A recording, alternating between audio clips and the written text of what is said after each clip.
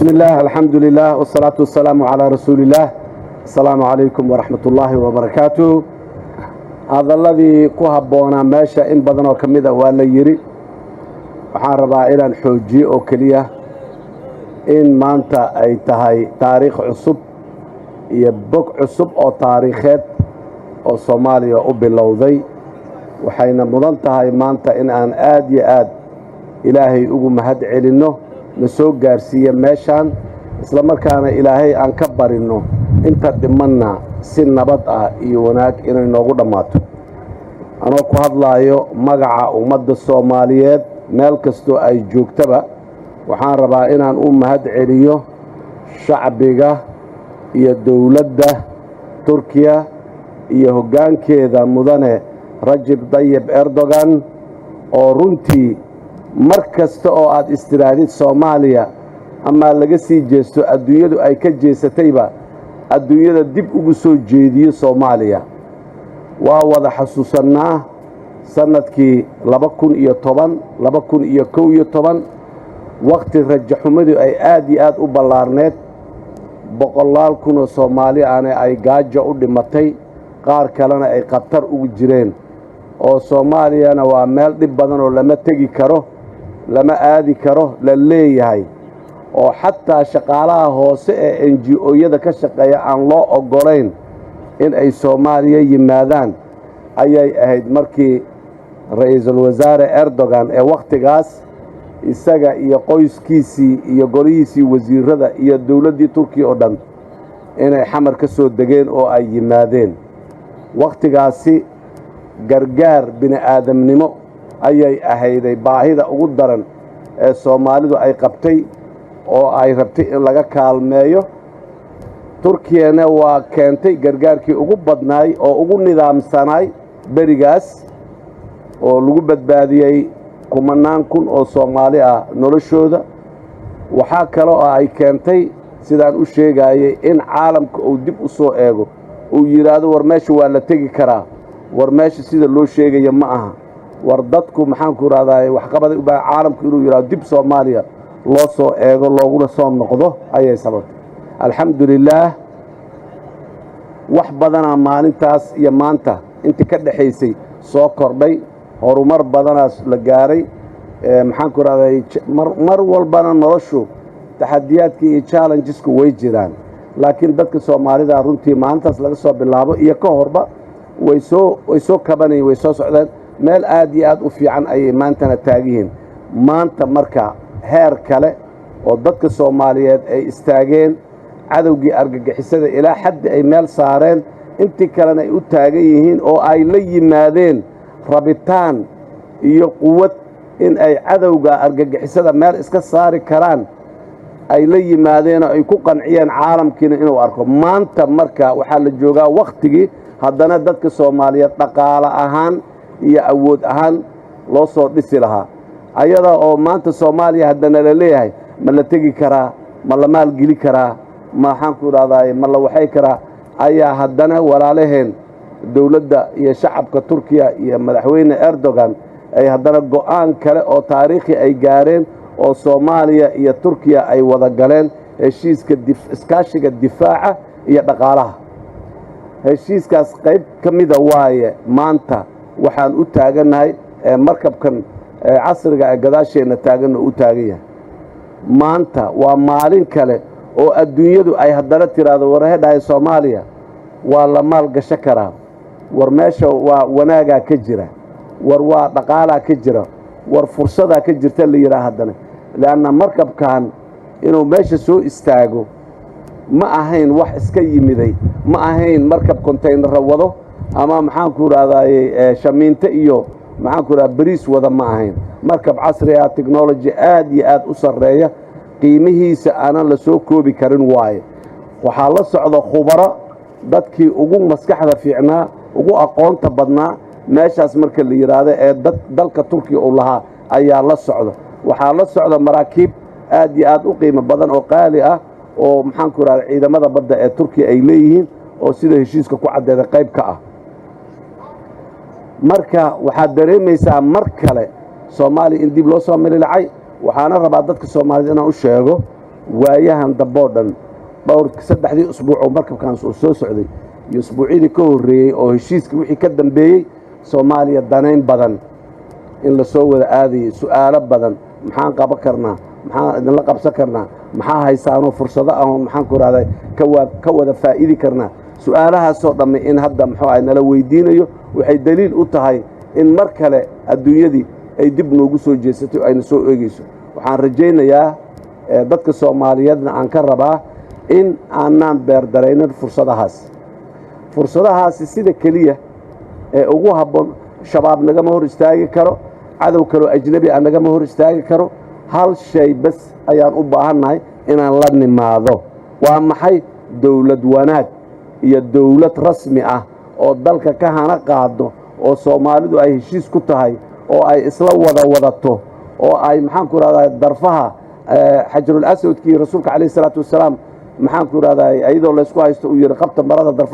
darfaha inay dadka soomaaliyeed ka wada qabtaan dawladnimada oo aan dawladnimadeenna xoojinno waaye haddaanan dawlad xoog la haysanin annaan helin oo sharciyad xoog la leh oo dadka soomaaliyeed raalli ka yihiin oo dadka soomaaliyeed is-aqbaleen isu dulqaateen ee hore u socdaan haddaanan la imaanin ma ka faa'iidayno fursadaha ay caalamka uuna siinayo oo middan walaalaheen turkiya ayna siiyeen ay ugu hormarto sidaas daraaddeed waxaan rabaa dadka soomaaliyeed meel kastoo ay joogaan inaan ku booriyo waa fiicannahay dalkannagu waa fiican yahay khayraad badanaan haysannaa wanaag badanaan leennahay meesha dalkeenna uu ku yaallaa muhiim ah walaalo fiican oo na garab istaagaya iyo saaxiibbo fiican ayaan caalamka ku leennahay soomaaliyey annagu aan iska kacno annagaa isku fadhinno annagu aan iska kacno adduunyada siday u nooshahay aan u noolaanno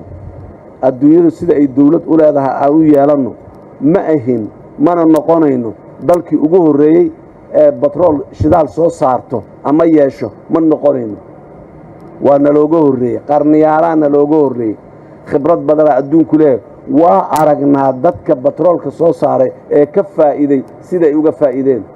waa aragnaa kuwa ka faa'idi waayey ee inta boob ugu jeestay isdhacay ee isku dilay lacagtii shidaalka ka timid ee isku dulleeyey ee maxaan ku raha dadkooda ku laayay dhiiggooda ku daadiyeyna waa aragnaa labadaba caalamkay joogaan midda aan dooranaynaahi waa khiyaar annaga aan leennahay annagayna jirtaa inaan batroolkeenna horumarka wanaagga sharafta iyo karaamada iyo haybadda ummadda waddan casri ah nolol casri ah dad maxaan ku raha qudrad leh inaan ku maal gashanno wixii aan ka helno khayraadkeenna iyo inaan xabado iyo madaafiicna looga iibsado oo aan annaga isku laayno lacagtuna ninkii xabadaha naga iibiyey aado labadaas waddaa horteenna ka muuqata waa inaan qaadnaa midda saxda ah oo ah khayrka ilaahayna siiyey intaan ilaahay uga mahad celinno inaan ummaddeennana waxa ay mudan yihiin iyo nolosha ay mudan yihiin iyo haybadda iyo karaamada ay mudan yihiin inaan ku siino ay ku helaan waayo waddada saxdaa inaan marno ilaahay hadda waxaan rabaa dadka soomaaliyeed inaan u mahad celiyo bogaadiyo meesha ay mashruucan iyo heshiiskan ay ka istaageenba inaan ku bogaadiyaan rabaa si gaar ah fursaddan waxaan rabaa inaan uga faa'iidaysto u mahad celiyo xukuumadda dan qaran iyo baarlamaanka federaalka ee soomaaliya ee heshiiskaas si wada jir ah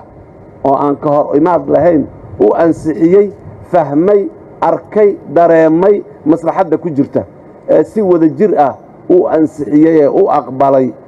aad iyo aad ayaan ugu mahad celinayaa wixii saxda ahayood garateen waddadii saxda ahayood marteen waayo wax kastana waa intaasoo loola sii dhowaadaayo sida aan heshiisku u ansixinnay sida aan arrinda u soo dhoweynay sida wiilashannadii marmarka qaarkood xataa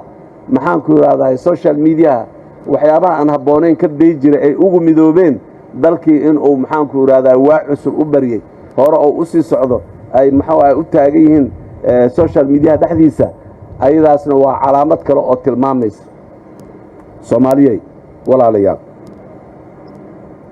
maanta maalin aan ka fursad fiicannahay nama soo marin maalmo kale oo fursado fiicannana way noo soo socdaan dad iskama yimaadaan fursaduhu hadday yimaadaanna iskama qurxoonaadaan fursadda waa la dhaliyaa tii ilaahay ku siiye mooyaane markay dhalatana waa laga faa'iidaa waa laga shaqeeyaa waa la xaqiijiyaa in ay maxaan ku yidhahdaa maslaxad tahay intaas ayaan joognaa aad iyo aad ayay muxuu ahay maanta maalin wacan u tahay hadalkii ahaa maalmihii wacanaa way soo socdaan bilowgiisiyaan joognaa kuwii aad u waaweynaana way soo socdaan weli haddii alla yidhaah waxaan rabaa mar kale inaan u mahad celiyo dadka iyo dowladda iyo hoggaanka dalka Turkiya ee noo soo istaagay nala soo istaagay maanta meesha aan taagannahay ee dib u soo kabashada iyo dib u soo curashada iyo dib u soo istaagidda aan u soo istaagnay nala soo istaagay ee garabkanaga muxuu ahay taagan aad iyo aad ayaan ugu mahad celinayaa si khaas ah waxaan rabaa anoo magaca ummadda Soomaaliyeed ku hadlayo inaan u mahad celiyo madaxweyne Rajab Tayyip Erdogan oo runtii dhowr iyo 10 sano la soo dhaafayba muujiyay in ay ummadda Soomaaliyeed inay guulaysato una ku garab siiyo inay guulaysato noo muujiyay abaalgudka iyo abaalmarinta iyo abaalgudka ugu fiican ee madaxweynaha iyo shacabka reer Turkiya aan u abaalgudi karno waxay tahay waxa ay nala jecel yihiin oo aan yeelno ammaanay nala jecel yihiin amnigay naga kaalmeeyeen ciidamay nala dhiseen qalabayna siiyeen ammaankii dalka inaan ku soo celinno waa abaalgudka ugu fiican oo ugu abaalgudi karno dhaqaalaheena inuu kobco oo kor u kacno oo dhaqaale yeelano oo aan adduunyada la baratanno ayay rabaan ay nagu garab istaageen inaan xaqiijino oo aan meeshaas ka dhabayno ayaduna waa abaalgudka ugu fiican oo aan maxaan ku yiraahdaa aan u abaalgudi karno maanta Soomaaliya wax kale oo weyn oo Turkiya u tari karta malaha laakiin ninkii muxuu yiri maxay ahayd si aan kugu abaalgudo ma shangeedan ka sheegaa mase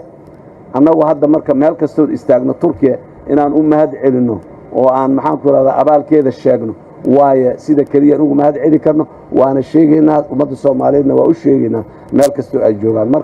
kale wasiir ku xigeenada golaha wasiirada ka tirsan xildhibaanada maxaan ku yiraahdaa khubarada iyo maxaan ku yiraahdaa dadka miidiyaha Turkiya ka socda ee waxa meeshan ka dhacay caalamka iyo Turkiyaba inay gaarsiiyaan u yimiday waa mahadsan yihiin aad iyo aad ayaa u mahadsantihiin wassalaamu calaykum waraxmatullaahi wabarakaatuh